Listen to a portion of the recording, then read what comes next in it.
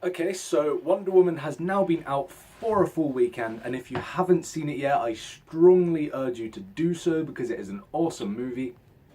If you have seen it, or if you just don't care about spoilers, then we are here to talk some major spoilers for Wonder Woman because, there's a lot to talk about, and I did make a spoiler-free review, so if you don't want spoilers, go to that.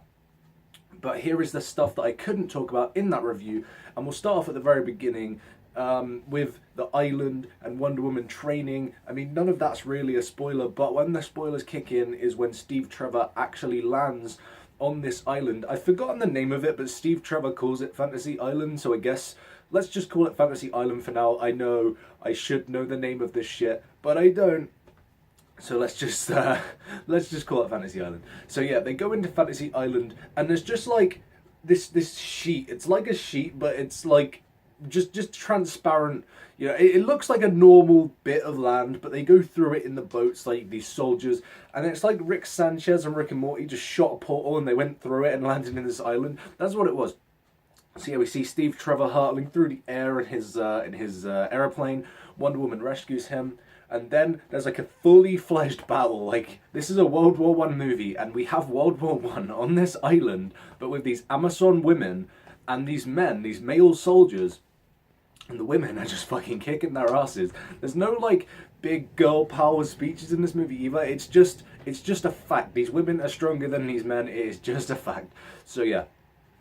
The thing that really gives Wonder Woman, or Diana at this point, her motivation is that the woman who trained her and made her into the person she is killed by one of these soldiers. At first the women are like, it's Steve Trevor's fault, we have to execute him, he did this.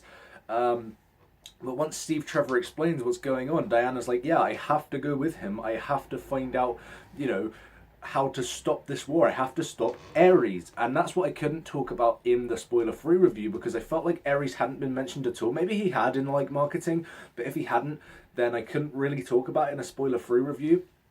But this whole movie, Wonder Woman's going around thinking, if I kill Ares, then that means that like everything to do with this war will stop and we'll be fine.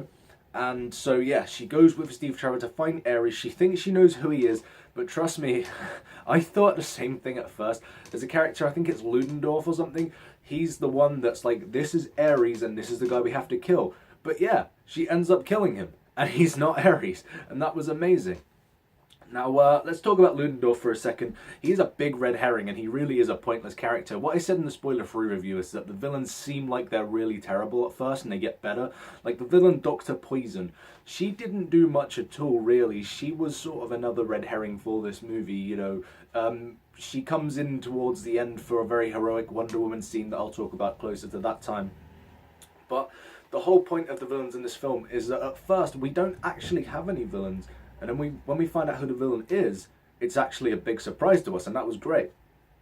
See, I've heard theories about Ludendorff that he is the origin, or he uses the origin of Bane's venom that he has, which it's an interesting, side to it because he breathes in this stuff and it makes him like, stronger and more powerful. And yeah, we know that's what Bane uses, but are we really going to have another Bane in the DCEU? I mean, we've had Bane before. I mean, I guess we've had Batman and the Joker, and we've got those in the DCEU now, so it's not, ruling it out or anything. But I just think, I want to see new Batman villains, so I don't know if that's the case.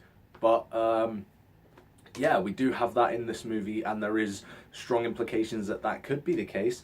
So who knows? So yeah, David Thewlis is also in this movie. Lupin from Harry Potter. At first, it does seem like he's not going to play such an important role, but turns out, yeah, the dude's Ares. It almost seemed at first like Dr. Poison might turn out to be Ares because it seemed, a bit more obvious in that sense, but I guess maybe that's what they were going for in making her a secondary villain, that she could possibly be Ares. I don't know, but it was a big surprise when we found out who Ares actually was. And then we reached the last act, which is where we get the biggest spoilers of this film. It seems like I haven't talked about a lot of things so far, but that's because all of the spoilers really come in the last act.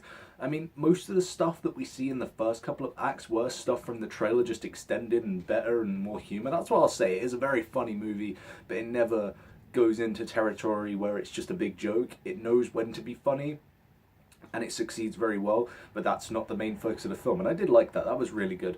So yeah, the last act, we find out who Ares is. As I said, it's Lupin from Harry Potter. How crazy, you know? I didn't even expect him to come back after his initial scenes before. So yeah, this is when we get into the big CGI battle that we get from most superhero movies, but what this one did better is that it laid back on it a bit. I mean, there is a lot of CGI, and there's a lot of things that you can tell are fake and do look, you know, very sort of out there. But it's a superhero movie. You can accept that when it's not for the whole movie, because this movie has the great fight scenes, the hand-to-hand combat. Wonder Woman knocks down that watchtower, you know, and takes out the sniper. We don't need to see him dead. He's gone, you know, so it's great. You know, when she first goes into the battlefield in the World War One scene, no man's land, she just crosses it. She has no fear. She's a warrior, and that's why she's very much like DC's version of Steve Rogers, but very different as well, because Wonder Woman's obviously a mystical person. She was molded out of clay by Zeus. Yeah, I failed to mention that actually. She was molded out of clay and brought to life by Zeus. And when Steve Trevor finds out about this, you know, he reacts the way anyone would. And that's what I love about her. She's such a mystical sort of being, but she's so heroic and so, you know, just so down to earth, I guess, even though she's not from this world. And that was awesome. Another surprise that this whole movie, she has this sword called the God Killer. She kills Ludendorff with it, finds out he's got nothing to do with anything. And she goes to kill the real Ares with it, and the thing just melts. It melts down to the hilt, and she's just like, oh, I guess I don't know what I'm dealing with here. And he says, I'm not the, what was it? I'm not the god of war, I'm the god of truth, or something like that. And it was like, that's a pretty good line, because at the end of the day, this dude's probably not such a bad guy because he's doing it for his own reasons, but to Wonder Woman, he's really the bad guy, and it's like, I can see both sides in a way, but I'm on Wonder Woman's side because she's kick-ass, you know, she's going to defeat you anyway, so we're all on Wonder Woman's side anyway, don't worry about that. But yeah, this fight scene was really cool, you know, I like the bit when she's holding up, like, I think it was a tank above her head, and Dr. Poison's on the floor, and Ares is like, yeah, kill her, do it, and it's like, I don't really need to, she's done bad things, but at the end of the day, I'm after you, not her. And once I kill you, you know, she's not going to pose any sort of threat to me, so whatever. And then we get probably the most emotionally charged scene in the film. I said that Chris Pine and Gal Gadot have great chemistry, and they really do. And that made this scene all the more emotional because Steve Trevor takes it upon himself. And this was a little bit of a cliche thing. We got it in The Dark Knight Rises. We got it almost in The Avengers with Iron Man going up to the wormhole.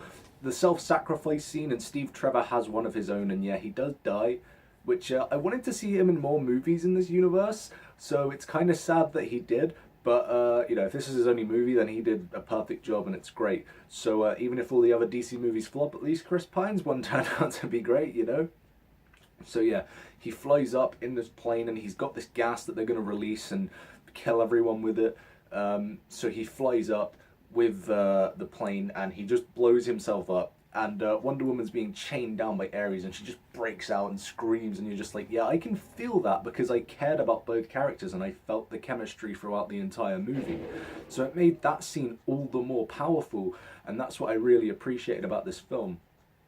And then it ends with her reading, I think it's the emails from Batman vs Superman. She doesn't actually open them, she only replies to one of Bruce Wayne's email, because he sends the photo, the World War One photo that they took in this movie that we saw in Batman v Superman, so that's how it ties together. It's its own movie, but it ties together in a certain way, and that's the way it does. You see Bruce Wayne's name, nothing else. You don't need to see anything else, because this isn't Bruce Wayne's movie.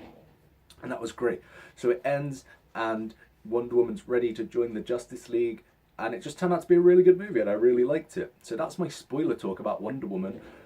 So if you've seen it by now, let me know what you thought of it. Comment below. Thank you guys for watching, and I will see you guys in the next video. Goodbye.